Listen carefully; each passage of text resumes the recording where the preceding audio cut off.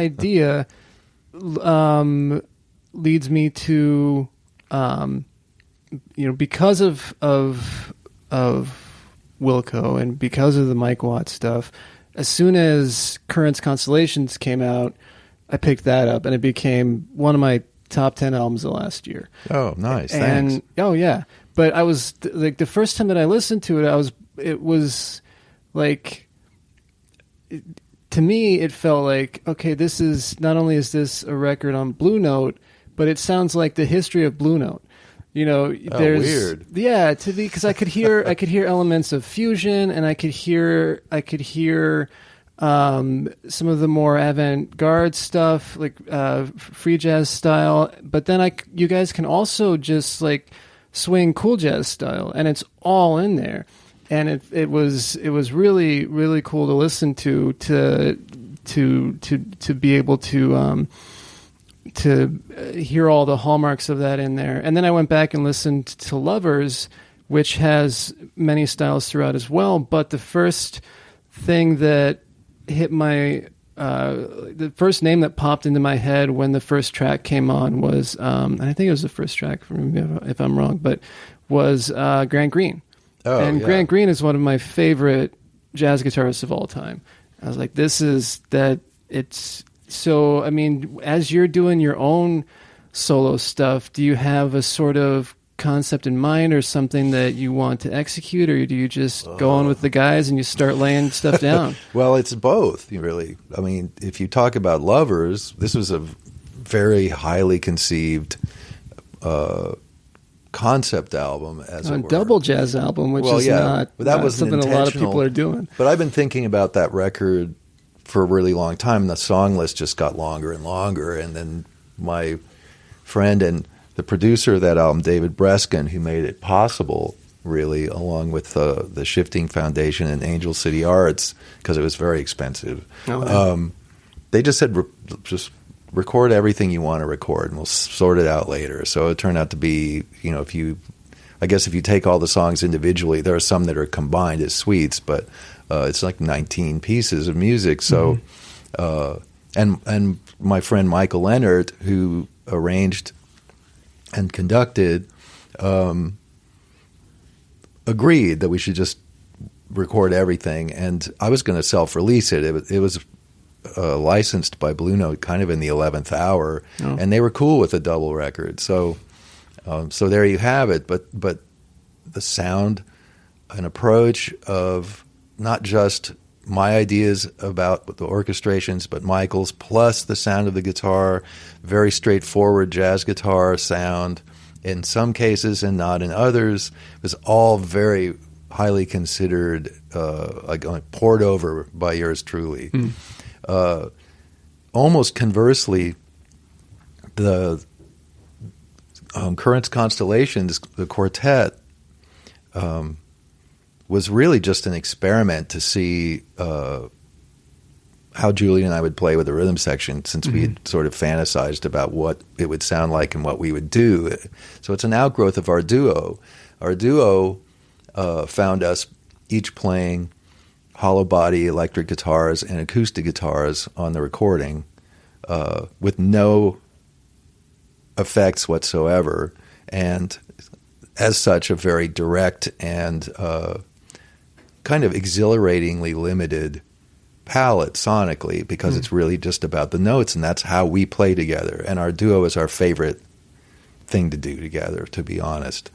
But though we just thought, let's try something with a rhythm section. So it kind of became my band just as a convenience, because of all the different records he's doing, and how to identify it became complicated.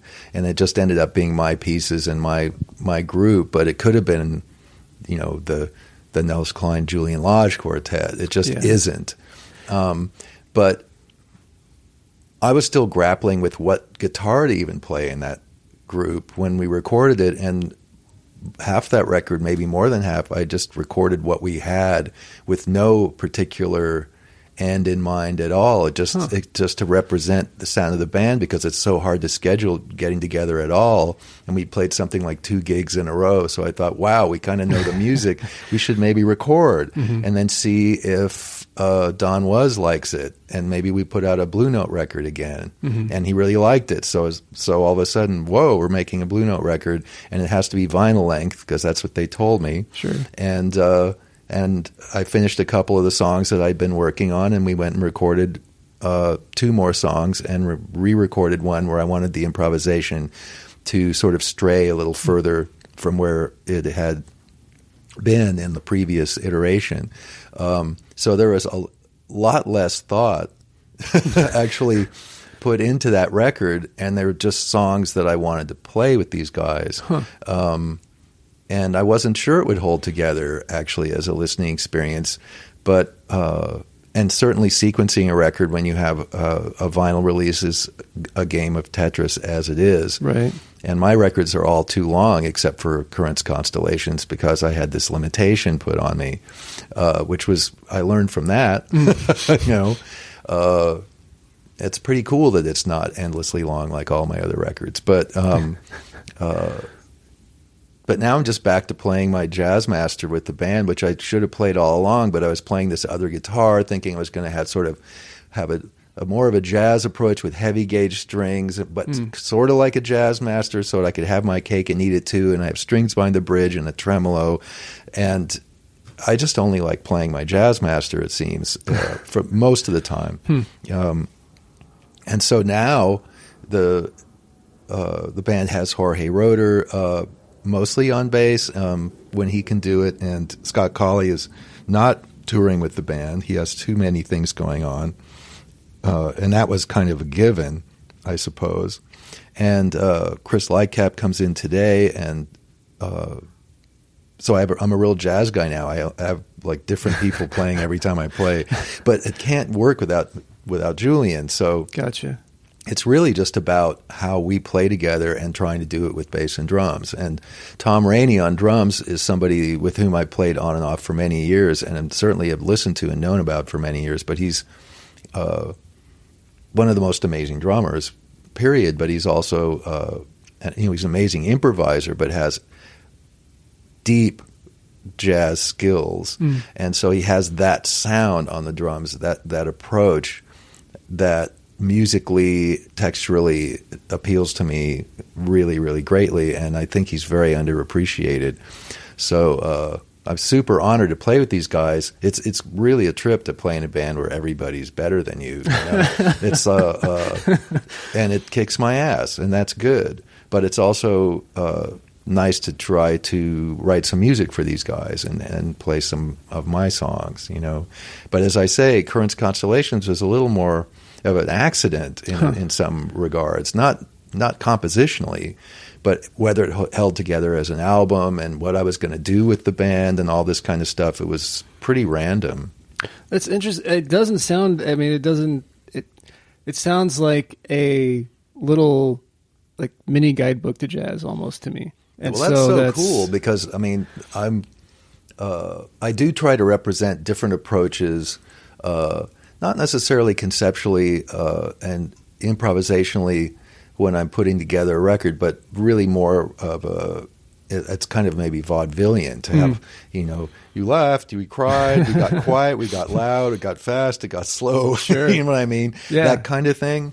And the records are all my records to some extent, I suppose, are sequenced to have this, to honor this kind of possibly well-worn idea of musical entertainment or something, And I've questioned it so many times, but I keep falling back into it. I just feel like one day I'll do a record that's so incredibly unerringly challenging that it's off-putting, and I'll just have learned something from that, But I'm just not really all that off-putting, I guess. There's it's interesting, even the idea of you guys not, you mentioned that it just happened to fall into into being your album, being the Nels Cline. That whole, anytime that as I started listening to jazz, I started reading more about jazz than I ever read about pop music or rock, even though that's all that I listened to basically until my 20s, right? Mm-hmm. And well, I started as a rock kid. And then you start to figure out, especially if you listen to, a lot of the great songwriters, there's so many elements of jazz in there, whether overtly or not. And then you start to, I would like listening to Elvis Costello. I picked up on Mingus because he referenced Mingus, so I would go listen to Mingus. Or Ornette Coleman plays on a Joe Henry album, so then I found Ornette Coleman. It's there. I always start going down those. If there is something, especially in the case of Joe Henry with Ornette Coleman playing on this one song, it was a very haunting solo. And then reading about how this legend basically went in and like listened to the song and then struggled to kind of find what he wanted to play or what his place was in that song, and then. When he nails it, he just fucking nails it. And Well, Ornette also had his own kind of intonation. So I think that his later music did feature, I guess you'd say, fixed pitch instruments more, but mostly he eschewed keyboards and other instruments that would kind of lock down his sort of unique sense of intonation. Especially, Even his with trios the two at the guitars beginning. in prime time, it was not such an issue. But when Jerry Allen came in on piano on those Sound Museum records, it totally worked. And I think that became, I guess, a little bit more of a later direction for Ornette, and which is pretty fascinating to me. But I don't know. I'm not going to talk about Ornette, so let's not go too far astray. I suppose not, but that it seems to. I guess what I was getting at, I got off topic too. So, but that idea of whose name was going to be the headliner on the album, even if all of these albums were recorded in a row and with the same musicians, it just happened to be, I don't know who was doing the bulk of whatever. But what you're describing is what I live for, which is what I call connect the dots, which is certainly in your case, you're obviously checking things out with great attention and care. So you're actually reading who plays on what, which these days is increasingly difficult to discover. As people don't provide liner notes, credits, right, et cetera, in the downloading, streaming world. Which I find absolutely irritating, verging on infuriating, because I'm a record geek. Me too. And I grew up listening to records, me and my twin brother Alex spending every cent of our allowance every 2 weeks on a new record, and then staring at the album cover the whole time we're listening to it and basically absorbing every credit and every detail and every nuance. And this was a wonderful time for records. It's the late 60s when we started this obsession. And I like to know what the hell's happening on a record. I like to know who recorded it. I like to know where it was recorded and when, if possible. And certainly I like to know more than just the song titles and how long the songs are.